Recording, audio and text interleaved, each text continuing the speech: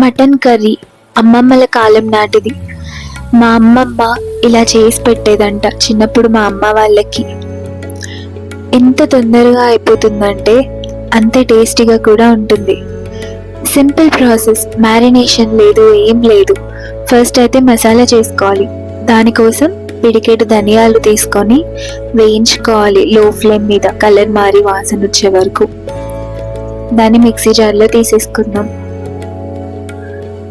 ఇప్పుడు అలానే ఒక 10 నుంచి 12 దాకా ఎండుమిరపకాయలు. ఇప్పుడు నేను చెప్పే మసాలా క్వాంటిటీ వచ్చేసి కేజీ మటన్కి.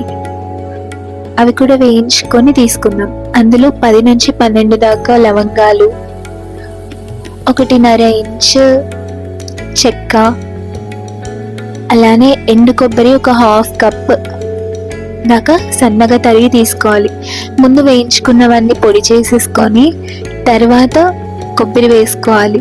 అది కూడా పొడి చేసుకున్న తర్వాత చూసారా, ఒక ఆనియన్, ఒక గార్లిక్, ఇంకా ఒక 2 ఇంచెస్ అల్లం అన్నీ కట్ చేసేసుకొని అవి కూడా యాడ్ చేసి దానిలో వాటర్ కూడా యాడ్ చేసుకొని మెత్తటి పేస్ట్ లాగా చేసుకోవాలి.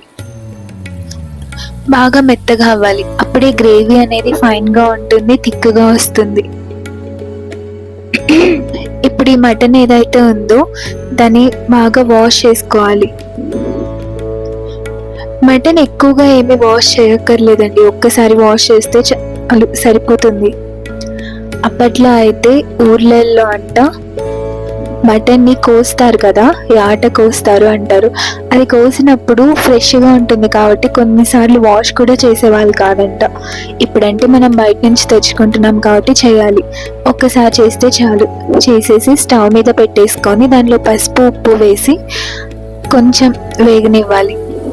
ఒక 5 మినిట్స్ వరకు కలుపుతూ ఉండాలి. హై ఫ్లేమ్ మీద వేపుకోండి. బాగా పసుపు, ఉప్పు అంతా మటన్కి పట్టే వరకు కలపాలి. కలిపి అది బాయిల్ అవుతూ ఉండాలి. మధ్య మధ్యలో మనం మిక్స్ చేసుకోవాల్సి ఉంటుంది, లేకపోతే అడుగంటుతుంది. కొంచెం మందంగా ఉన్న గిన్నెలా అయితే బాగా వస్తుంది, మాడకుండా. చూసారా ఎలా బాయిల్ అవుతుందో? ఇప్పుడు బాగా బాయిల్ అయ్యి వాటర్ అన్నీ ఇంకిపోయే వరకు, అదంతా పీల్చుకునే వరకు ఫ్రై చేసుకున్నాం. పీల్చుకున్న తర్వాత 1 టేబుల్ స్పూన్ ఆయిల్.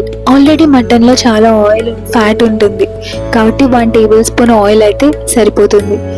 వేసుకొని అది కూడా బాగా ఫ్రై చేసుకోవాలి. 2 మినిట్స్ వరకు ఫ్రై చేయాలి. చేసిన తర్వాత మనం ఏదైతే మసాలా చేసుకున్నామో ఆ మసాలా కూడా ఇందులో వేసేసుకోవాలి. వేసి బాగా మిక్స్ చేసుకోవాలి. ఇదేంటంటే ఈ మసాలా వేగింది అని మనకి ఎలా తెలుస్తుందంటే, ఒక 5 to 10 మినిట్స్ ఆ మసాలాని బట్టి మనం ఎలా అయితే ఫ్రై చేస్తూ ఉంటామో అప్పుడు ఒక స్టేజ్లో మంచి స్మెల్ వస్తుంది, చాలా మంచి వాసన వస్తుంది. ఏం వేయలేదు, ఏం చేయట్లేదు ప్రాసెస్ అనుకుంటున్నాం కదా, ఒక్కసారి ట్రై చేయండి. ఎంత మంచి టేస్ట్ ఉంటుందో అంత మంచి స్మెల్ కూడా ఉంటుంది. ఆ స్మెల్కి తినేయాలనిపిస్తుంది. అది బాగా వేగిన తర్వాత తగినంత వాటర్, గ్రేవీ ఎక్కువ కావాలనుకుంటే ఎక్కువ వాటర్ వేసుకోండి, చిక్కగా కావాలనుకుంటే కొద్దిగా తక్కువగా వేసుకోండి. వేసి మీడియం ఫ్లేమ్ మీద 20 మినిట్స్, లేత మటన్ అయితే ఒక 20 మినిట్స్, కొంచెం పెద్దది అయితే ఒక 30 మినిట్స్ వరకు బాయిల్ చేసుకోండి. బాయిల్ కాదు, మంచిగా కుక్ చేసుకోండి. మీడియం ఫ్లేమ్ మీద కుక్ చేసుకోవాలి, లేకపోతే మాడుతుంది, అడుగంటుతుంది. ఇలా మధ్య మధ్యలో అయితే కలపడం మర్చిపోకండి.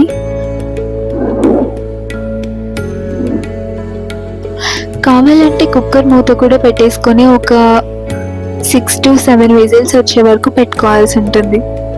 నేనైతే కుక్కర్ పెట్టట్లేదు, జస్ట్ ఇలానే వండుకుంటున్నాం.